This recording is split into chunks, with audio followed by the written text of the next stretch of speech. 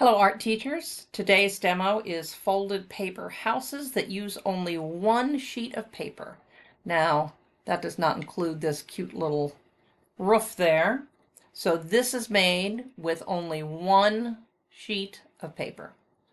This is part of my Folding Frenzy series, and although the other projects in my Folding Frenzy series are kind of limited, and then you can combine them in different ways, this one has a lot of possibility for standalone projects where you could really add lots of details to the house or make a whole town or manipulate this into different sizes and shapes. I'm showing you all of these to show that you can do this with any size paper, any dimensions, long or short, and it will fold up into different sizes. What you're going to do is fold your paper into 16 squares, cut along some lines,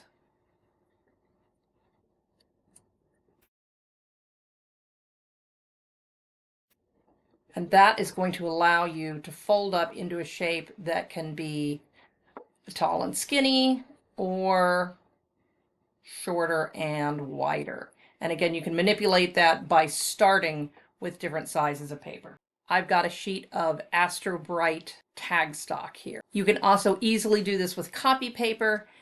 I wouldn't go any thinner than that. And you could do it with poster board, but you would have to really carefully score it. So the first thing I'm going to do is fold it in half, press it down very neatly, open it, and fold it into the center. As with all my Folding Frenzy projects, folding straight and careful is key to success, which is something you really have to work on with the students. You do not need to draw these lines, but I am drawing them so that you can see better on camera. So I've got this line, turn it the other way.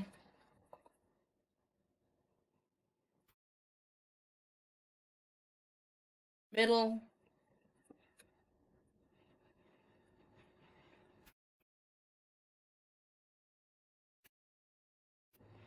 Down the middle.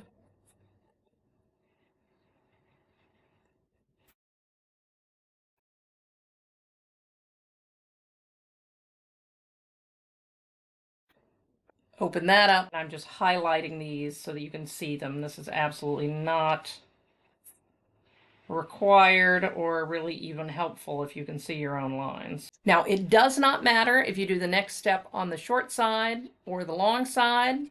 You can do it either way. It will affect the dimensions when the fold is finished, but that's one of the good things about this project is that you can really easily manipulate and do all sorts of different sizes, but the shape will be essentially the same. I'm going to do it on the long side. You need to draw these lines. So you have 16 squares. You're drawing a line between 1 and 2, 3 and 4, 13, 14, and 15 and 16. Sometimes I number them if I am helping students. This next part is the make or break detail that you have to get right. Between these two lines, you have to make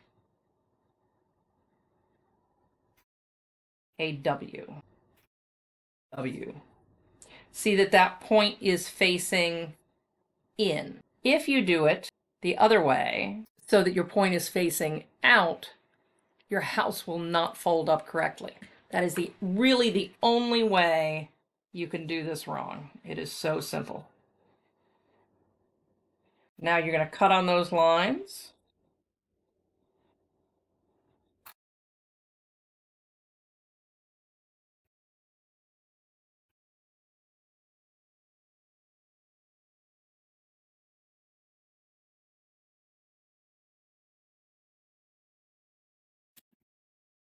Turn around to the other side.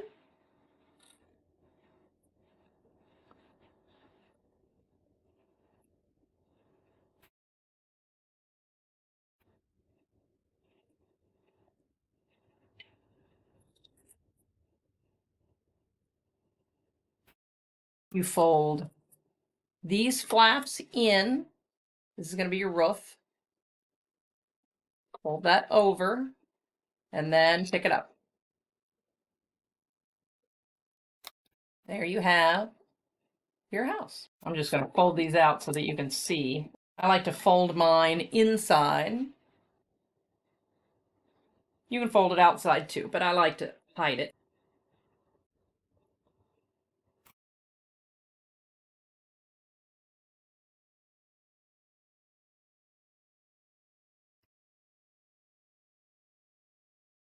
And just as easy as that, you have a nice little freestanding, sturdy house.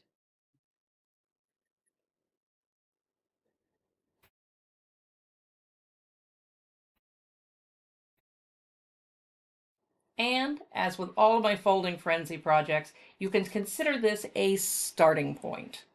So one thing you could do is you could finish your house with paper. You could cut out paper windows and doors. You could even cut these out so the doors open. You could use the different cube shapes from the other Folding Frenzy lesson to really lay out a whole town full of different shaped buildings. If your students are going to draw on their house, they should do that before they fold it up together. They can fold it to see how it's going to go together. But if you get it all taped together and then try to draw on it, it's going to be tricky. So blue isn't the best example here. You're usually going to want to do this on a white house. But you can do this with markers, crayons, pencils, whatever you have. If you're using a sturdy enough paper, say a poster board, you could even do it with paint. And I picked an unnecessarily complex roof to demonstrate.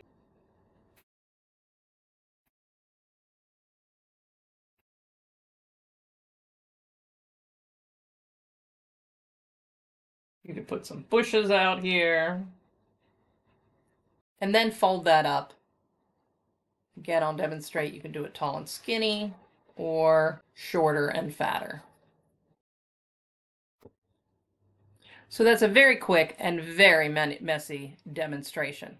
I do have another version of this that is a PowerPoint. It's got some different pictures in it. And of course, you can do that a little bit slower. I've got the boxes numbered on that. And also, I've got some pictures of different ways that I have used this. So this is the last of the 9, count them, 9 Folding Frenzy videos. I hope to see some of you at the Florida Art Educator Association conference next week, where I will be presenting my Folding Frenzy. And as always, I will remind you that I'm posting my entire curriculum online, both my elementary art curriculum, a lot of things that go all the way through middle school or high school, and some things for adults.